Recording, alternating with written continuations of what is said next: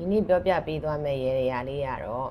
ရေခဲတစ်တာပေါ်မှာတခြားပစ္စည်းတွေကိုထားမယ်အစားဒီလိုမျိုးလေးထားပေးတယ်ဆိုလို့ရှိရင်တဲ့ကိုယ်အိမ်အတွက်ငွေပိုဝင်တယ်လက်ပိုဝင်တယ်ပေါ့နော်အဲ့လိုမျိုး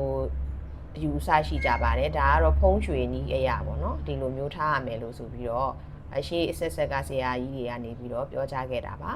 အဲ့ဒါလေးပြပြပေးသွားပါမယ်ဒါကတော့တဲ့စိမ့်ဆိုနေတဲ့အပင်လေးတစ်ပင်ပေါ့နော်အပင်ကတော့ဒါ indoor plant လေးတစ်ခုပေါ့နော် indoor plant ကတော့ဘာလေးဖြစ်ဖြစ်ပေါ့အဆင်ပြေတာတစ်ခုခုစိုက်လို့ရပါတယ်အဲ့လိုမျိုး indoor plant တစ်ပင်ပေါ့နော်အဲ့ဒါလေးတွေကတော့နေ့စဉ်ရေလောင်းပေါင်းတင်ပေါ့ဒါလေးတော့ပြုလုပ်ပေးပေါ့နော်အဲ့ဒါလေးရဲ့တဲ့ပြီးတော့ကြတော့အိမ်သုံးစားပေါ့နော်စားကတော့အဆင်ပြေတဲ့စားယူလို့ရတယ်အိမ်သုံးစားဖြစ်ရင်ရတယ်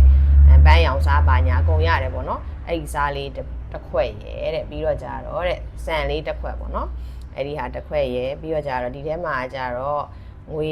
အကျွေစေးရှိတယ်ဆိုရင်တော့တဲ့အကျွေစေးလေးတွေပေါ့နော်မိမိနိုင်ငံမှာသုံးတဲ့ငွေကြေးပေါ့နော်အဲ့ဒီအကျွေစေးလေးတွေကို6စေးပေါ့နော်အကယ်လို့အကျွေစေးမရှိဘူးဆိုရင်လည်းပတ်စံအရွက်ပေါ့နော်ဒါကတော့အဆင်ပြေတဲ့ပတ်စံကိုထည့်လို့ရပါတယ်6ရွက်ပေါ့နော်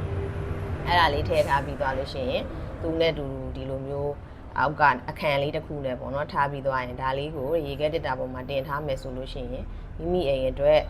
လက်တွေဝင်စေတယ်ဝေးတွေဝင်စေတယ်အဲ့လိုမျိုးယူဆရှိတယ်ပေါ့နော်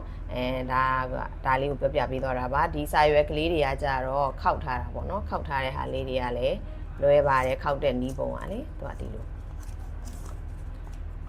ပတ်စံလေးကိုဒီလိုလေးလှုပ်လိုက်ပြီးသွားရင်ဒီဘက်ကနေချိုးလိုက်ပေါ့နော်ချိုးပြီးသွားလို့ရှိရင်ဒီလိုလေးပြန်ပတ်လိုက်ပါပြီးရင်နောက်ဘက်ကနေပတ်လိုက်ပါပြီးတော့ဒီထဲကိုကတော့ကျိုးလေးထိုးလိုက်လို့ရပါတယ်နော်အဲ့လိုလေးထည့်ထားတာပေါ့နော်ကျမကတော့ဒါလေးကိုသူကတစ်လတစ်ခါဆိုလို့ရှိရ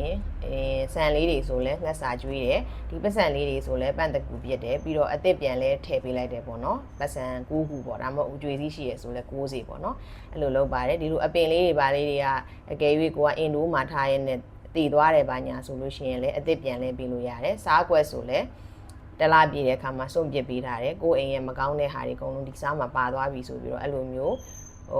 ပြောပြီးတော့ဒီစားကိုအမိုက်ပုံးတွေကိုပြစ်လိုက်တယ်ပေါ့နော်အသစ်ပြန်လဲပေးလိုက်တယ်ပေါ့နော်ဒီခွက်တွေဘာတွေကတော့ပြန်သုံးပါတယ်ဒါလေးတွေလိုက်လုပ်လို့ရအောင်လို့လွယ်ကူတဲ့ရေတရားလေးဖြစ်တဲ့အတွက်ကြောင့်မို့လို့တင်ပေးလိုက်ပါတယ်နော်လိုက်လုပ်ပြီးတော့အဆင်ပြေကြပါစေလက်လာပါတွေပေါ်ကျွယ်ဝပါစေငွေရှင်ပါစေလူဝင်ဆန္ဒပြေဝကြပါစေကျေးဇူးတင်ပါတယ်ရှင်